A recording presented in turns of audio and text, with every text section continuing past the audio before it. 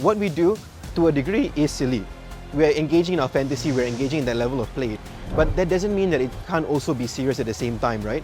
Yes, we're using lightsabers, but we're also basing things off real martial arts, building up skills and building up depth.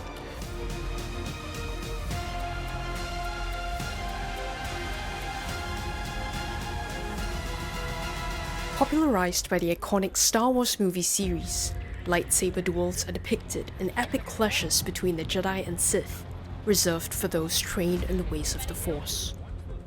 In Singapore, a group of Star Wars enthusiasts have taken inspiration to meld fitness and martial arts with a love for the movie to engage in real-life lightsaber combats. So the Saber Authority is a lightsaber fitness group. We base our fitness on martial arts to add some depth to what we do and keep it accessible to everyone. I joined this group back in 2014. I saw an ad for this, I'm like, this seems a bit too good to be true. I came in thinking it'll be one session of fun, that's about it. I didn't expect to be completely exhausted by the end of the session. And when that happened, I thought to myself, this seems like an interesting way to do fitness.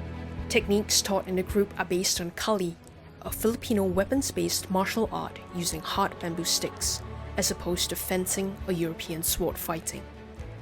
With its heavy emphasis on footwork, wielding a lightsaber effectively requires a combination of technique, dexterity, alongside strength and stamina.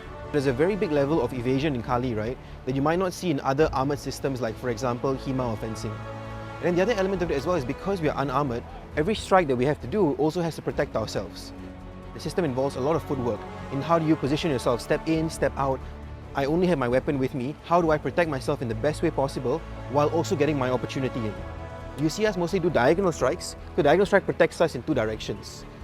In a typical class setting, what we'll have is that we'll do some what we call static drill and then some pair work as well. The instructors will go around and help to adjust these different things. And we'll kind of do a mix of different techniques and drills depending on what we're teaching that day. And that will go on for the bulk of the lesson until we hit to the end of it where we'll start to go into our sparring.